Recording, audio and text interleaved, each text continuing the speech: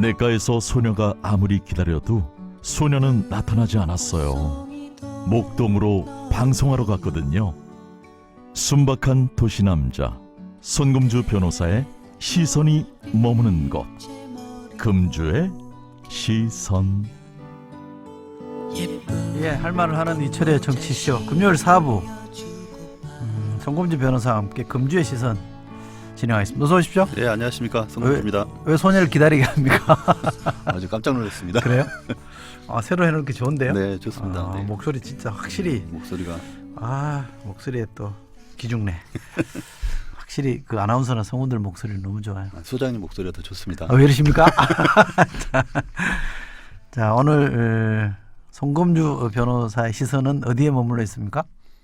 최근 법무부가 네. 그 판검사들의 그 퇴직 후 수임 제한 기간을 3년으로 늘리는 네. 그런 입법 예고를 했습니다. 지금은 몇 년이에요? 지금은 2년이거든요. 1년 더 늘리는 거구나. 퇴직한 법원에 대한 음.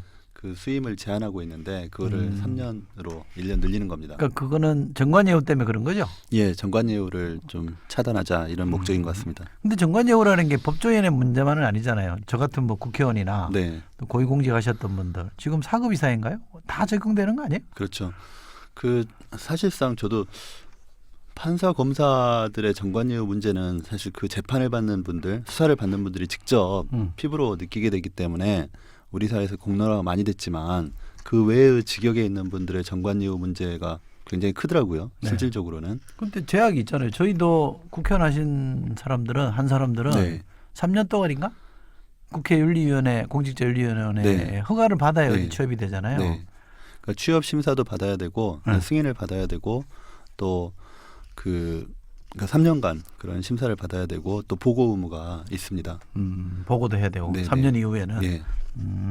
단도직입적으로 이런 질문 해도 될지 모르겠는데 긴장 좀 하세요. 웃지 마시고. 네, 네. 말씀하십시오. 판사 하시다가 나왔잖아요. 네. 변호사 하셨잖아요. 네. 정관예우 있어요? 제가 판사 그만두고 말 돌리지 마시고 아니요. 그냥 있어요 없어요? 그러니까 저도 있는지 없는지 잘 모르겠습니다.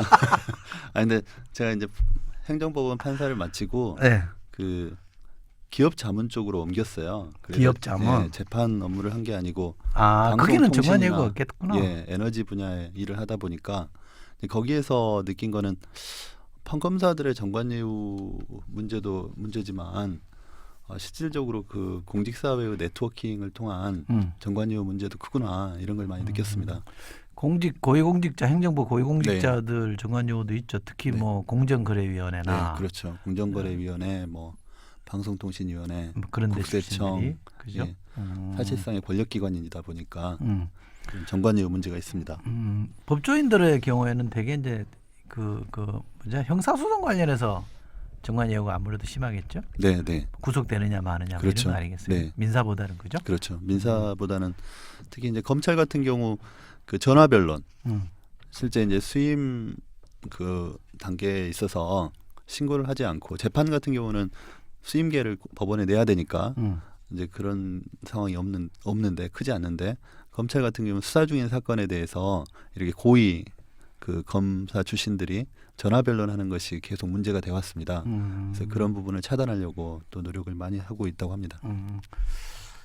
정관예우, 정관특혜가 사라지지 않는다는 얘기는 네, 그만큼 정관 공직을 거친 네. 특히 이제 판사나 검사로 재직했던 분들에 대한 수요도 있다는 얘기잖아요. 그죠? 그렇죠. 뭐 동전의 양면이긴 네, 합니다. 네. 그렇죠? 효과가 있으니까 쓰는 거고 네. 쓰니까 또 그런 사람들이 계속 있는 거고. 그러니까 법률 서비스 소비자들, 그러니까 국민들의 입장에서는 뭐, 그러니까 법률 능력이 뛰어난 분도 원하지만 그만큼 네트워킹도 되는 그러니까 현직 법관 또 검사와 뭐 관계가 있는 그런 분들을 원하는 경향이 있는 것 같습니다. 근데 그분들도 그게 도움이 될 거라는 생각 때문에 쓸 거 아니에요. 예, 네. 근데 실제로 썼어요. 네. 효과는 있어요. 만족할 만합니까?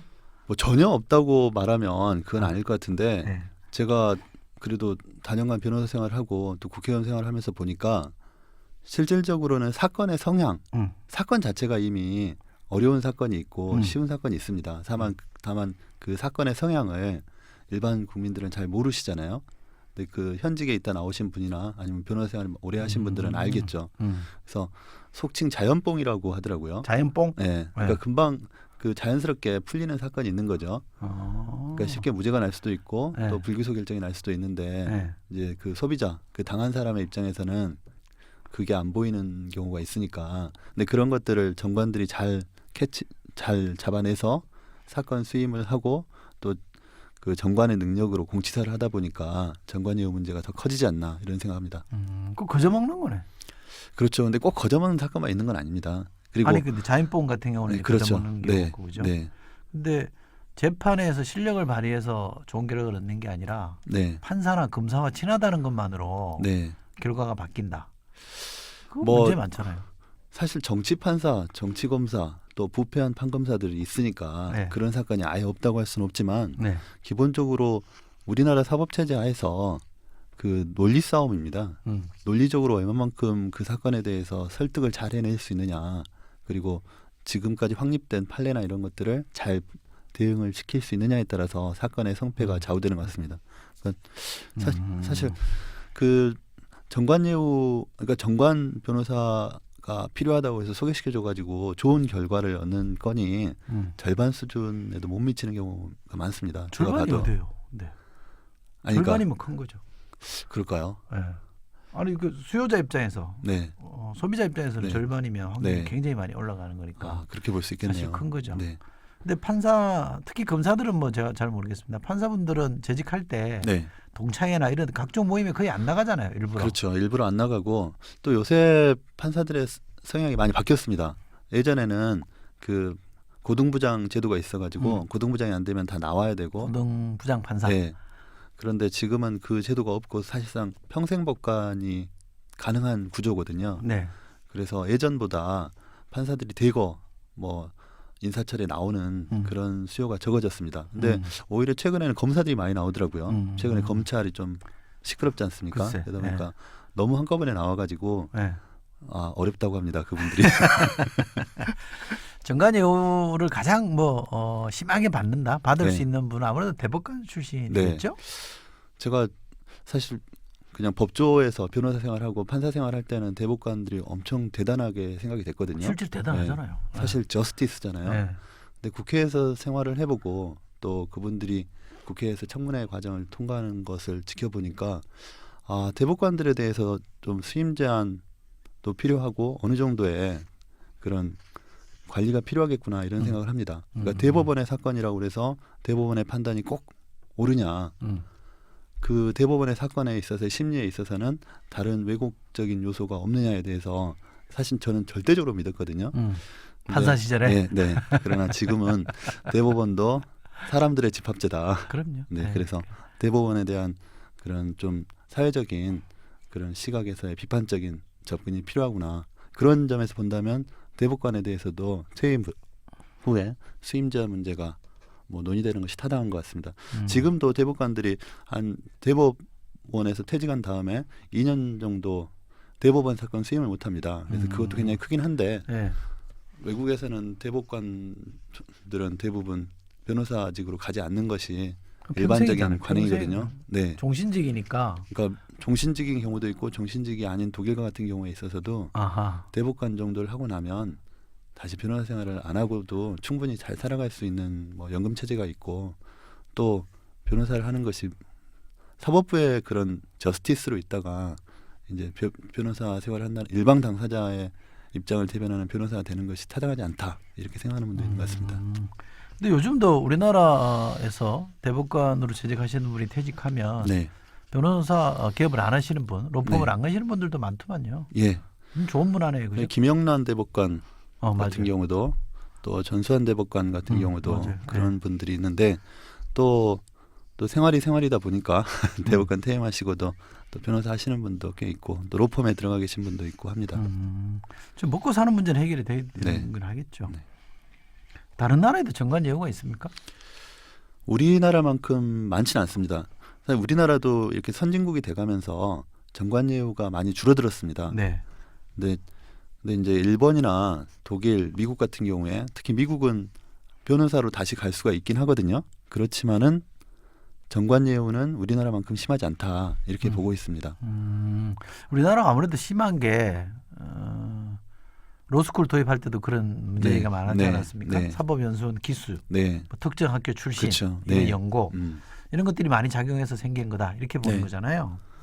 굉장히 연고주의가 탄탄한 공동체 문화지 않습니까, 우리나라가? 그렇죠.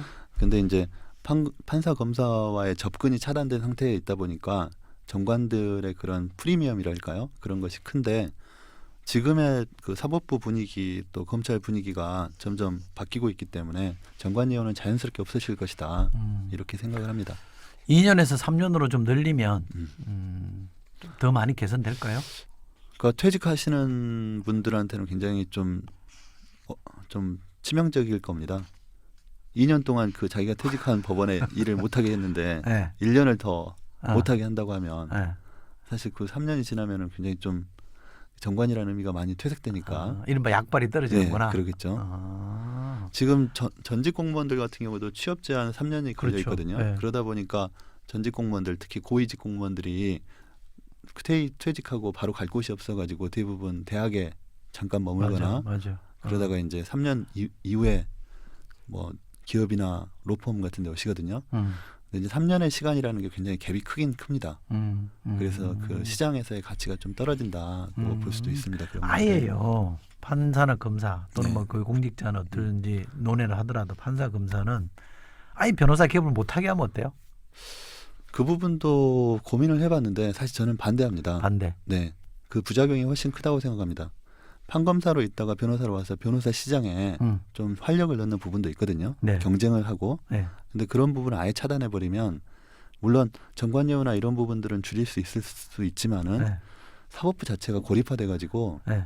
그 서로의 피드백이 잘 이루어지지 않지 않습니까? 저는 그건 좀 부작용이 더 클 것이다 이렇게 생각합니다. 알겠습니다.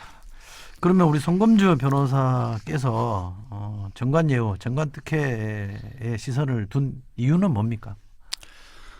그러니까 최근에 이제 그 이번에 법무부에 입법 예고도 그렇고 고위공직자에 대한 정관예우 문제가 이제 크게 논의되고 있는데 우리가 제도적으로 접근하는 문제도 있지만 우리 사회가 굉장히 빠르게 변화하고 있다는 점도 우리가 놓치면 안 된다. 근데 이 규제를 좀 심하게 하면 할수록 결국 규제에 긍정적인 부분도 있지만 부정적인 부분이 있다는 것을 우리가 간과하면 안 된다는 점을 한번 얘기하고 싶었습니다.